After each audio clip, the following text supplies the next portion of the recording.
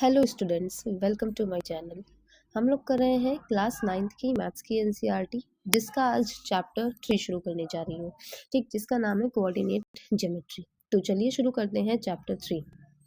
Introduction में क्या लिखा है कि you have already studied how to locate a point on a number line.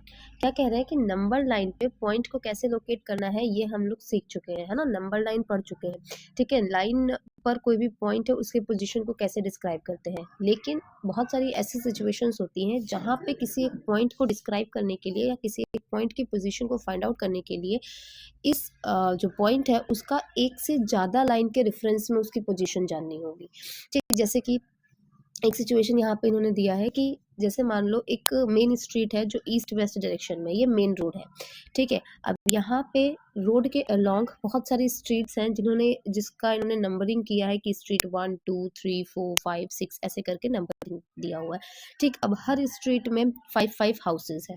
ठीक है, अब जैसे हमें जानना है कि जैसे मान लो कोई हमारा फ्रेंड है जो यहाँ पे स्ट्रीट 2 में रहता है। ठीक है, जैसे हमने बोला कि मेरा फ्रेंड है स्ट्रीट 2 में रहता है, बताइए उसका कौन सा घर है ना। तो स्ट्रीट 2 तो हम पहचान लेंगे कि चलो ठीक है ये वाली स्ट्रीट, लेकिन इस स्ट्रीट में 5 घर है, 5 घर में से कौन सा घर है उसका, है ना। ये जानने के लिए हमें एक और इन्फॉर्मेशन चाहिए, है ना। एक तो स्ट्रीट नंबर चाहिए, दूसरा हाउस नंबर भी चाहिए, 2 इन्फॉर्मेशन चाहिए उसका घर लोकेट करने के लिए। घर यहाँ पे एज अ पॉइंट दिखाया गया, जैसे हमने कहा कि 5 नंबर का घर है स्ट्रीट 2 में उसका। ठीक, तो ये रहा उसका घर, है ना। वैसे ही जैसे यहाँ पे पी की पोजीशन क्या है, तो पी की पोजीशन क्या है, स्ट्रीट 7 में 4 नंबर का हाउस, ये है पी की पोजीशन। ठीक है, तो यहाँ पे जैसे पॉइंट पी हमें फाइंड आउट करना था, तो हमने क्या किया, 2 पीस ऑफ इंफॉर्मेशन हमें लगी यहाँ पे, एक तो स्ट्रीट नंबर और दूसरा हाउस नंबर। ठीक है, वैसे ही यहाँ पे जैसे मान लो कोई तुमने पेपर लिया, ठीक है, ये एक पीस ऑफ पेपर है, यहाँ पे एक डॉट बना दिया।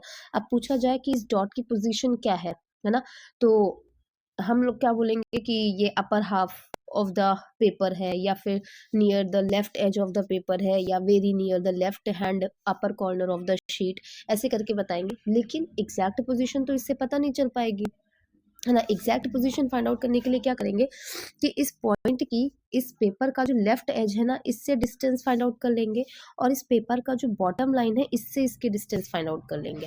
ठीक है, परपेंडिकुलर डिस्टेंस ये फाइंड आउट कर लेंगे, जिससे कि हमें पता चल जाएगा कि इस पॉइंट की एग्जैक्ट पोजीशन क्या है।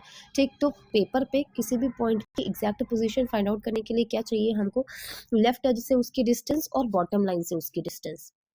ठीक है, तो यहाँ पे हमें 2 इंडिपेंडेंट इंफॉर्मेशन चाहिए पोजीशन ऑफ द डॉट को फाइंड आउट करने के लिए। ठीक है, फिर अगर दूसरी एक्टिविटी देखें कि सिटिंग प्लान में क्या है, जैसे मान लो यहाँ पे ये ऐसा कुछ सिटिंग प्लान है। ठीक, यहाँ पे क्लासरूम का सिटिंग प्लान है, हर एक जो स्क्वायर है वो एक डेस्क है। ठीक है, अब जैसे ये हमने बोला कि इसमें ये जो नंबरिंग कर दी, इन्होंने बोला कि ये जो है ये first column, this is column and these are rows, है ना। तो ये first column, second column, third column, ऐसे करके 10 कॉलम्स है एंड 7 रोज है। ठीक है, अब बोल रहे हैं ये जो शेडेड वाला है स्क्वायर, ये तुम्हारी डेस्क है, तो बताओ तुम्हारी डेस्क का नंबर क्या है या तुम किस पोजीशन पे बैठे हो। तो यहाँ पे हमें क्या चाहिए, हमें कॉलम की इन्फॉर्मेशन चाहिए कि किस कॉलम में हो आप और किस रो में हो। ठीक, तो हम देखें कॉलम कौन सा है, 5th कॉलम, एंड रो कौन सा है, 3rd रो। तो इसको हम क्या लिखेंगे, 5,3, मतलब क्या है, पहले हम कॉलम लिखेंगे एंड फिर रो लिखेंगे। तो 5,3 जो है ये हमारी पोजीशन है, मतलब इस जो शेडेड स्क्वायर है ना, इसकी पोजीशन है। ठीक, वैसे ही ये जो एस मीन्स सोनिया, यहाँ सोनिया की डेस्क कौन सी है, तो देखिए कॉलम कौन सा है, 4, और रो कौन सा है, 1, तो 4 1 हो गई इसकी पोजीशन, है ना। तो ऐसे ही जैसे हमने बोला कि ये वाला जो स्क्वायर है या ये वाला डेस्क है, इसकी पोजीशन क्या है, तो 8th कॉलम एंड 6th रो, तो क्या हो जाएगा, 8 एंड 6। ठीक, ऐसे करके हम लोग किसी भी डेस्क की या किसी भी स्क्वायर की पोजीशन फाइंड आउट कर सकते हैं। ठीक है, लेकिन क्या याद रखना है कि पहले हम लोग कॉलम लिखेंगे एंड फिर हम लोग क्या लिखेंगे, रो। ठीक, तो अगर डॉट का केस है तो वहाँ पे हमें क्या चाहिए, हमें डिस्टेंस चाहिए कहाँ से, बॉटम लाइन से और लेफ्ट एज से। और अगर हमें सिटिंग प्लान में देखना है तो हमें नंबर ऑफ कॉलम चाहिए एंड नंबर ऑफ रो चाहिए, कि कौन सा नंबर है कॉलम का और कौन सा नंबर है रो का।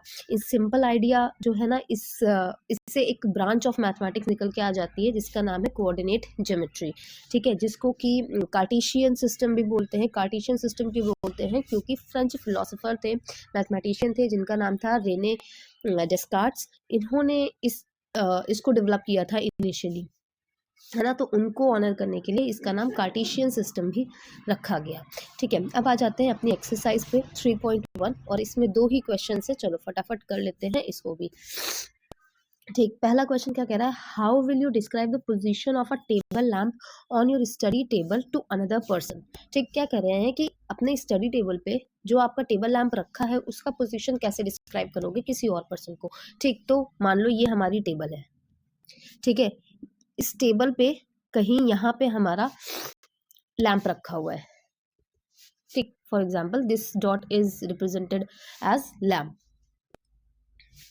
Okay, this is lamp.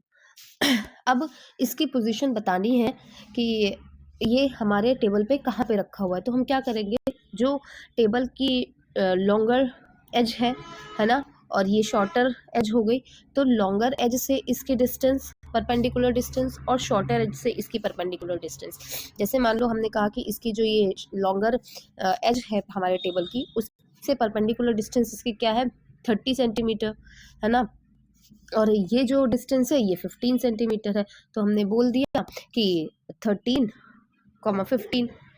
अगर हमने शॉर्टर टू लॉन्गर या लॉन्गर टू शॉर्टर लिया है कि लॉन्गर वाली है ये, पहले लॉन्गर वाली बता रहे हो और फिर शॉर्टर वाली बता रहे हैं, जैसा आप यहाँ पे मेजर रख, मतलब जैसा आप डिसाइड करोगे ना उस हिसाब से आपने यहाँ पे बता दिया, या पहले आप अगर शॉर्टर बता रहे हो तो 15,30 लिख दोगे, है ना।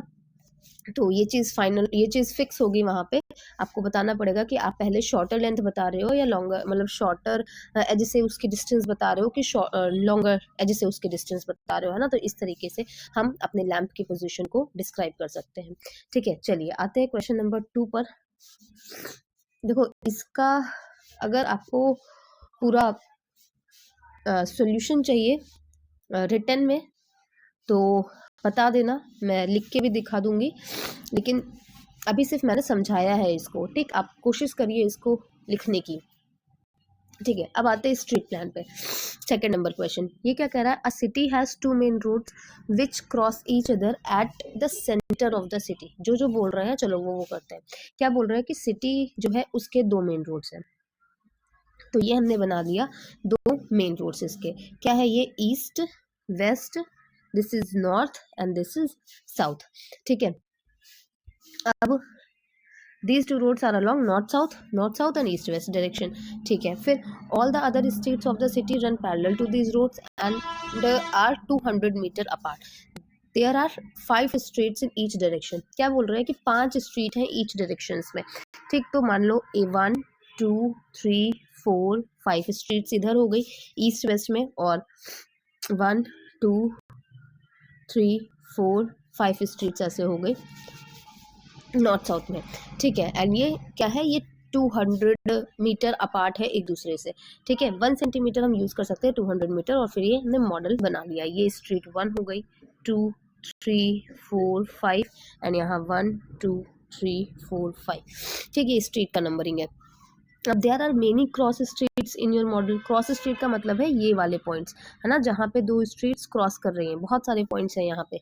A particular cross street is made by 2 streets, one running in the north south direction and another in the east west direction. क्या कह रहे हैं कि जो ये पर्टिकुलर क्रॉस स्ट्रीट है ना, वो कैसे बन रही है, वो 2 स्ट्रीट से बन रही है, एक जो नॉर्थ साउथ डायरेक्शन में जा रही है, नॉर्थ साउथ मतलब ऊपर से नीचे, और एक ईस्ट वेस्ट डायरेक्शन में जो जा रही है, इन दोनों को क्रॉस करके फिर वो क्रॉस स्ट्रीट बन रही है ना।